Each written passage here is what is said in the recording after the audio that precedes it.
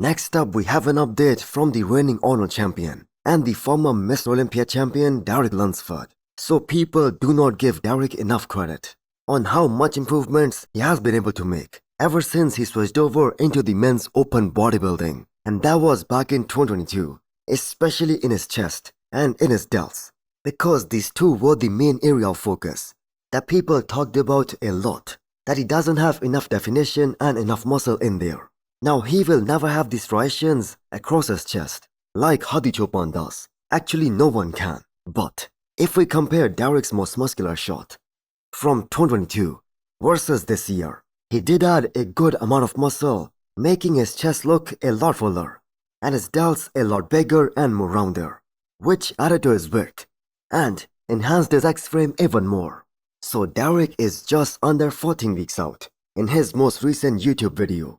And the man looks pretty damn impressive, to be very honest. The fact that he stayed so freaking lean because he had to compete multiple times. The first show was the Arnold, and then 10 weeks later, it was the Pittsburgh Pro.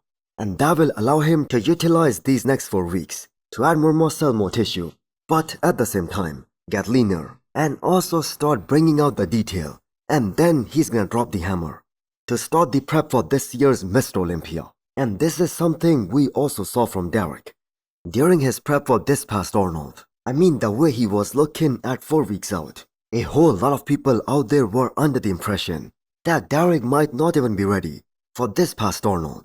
He might not show up in shape, but the man showed up like a champ, and he redeemed himself big time by beating the reigning Olympia champion Samson Dauda. And I have got to say, by this time, if you do not consider Derek one of the favorites to win this year's Olympia, then some reconsideration is definitely in order.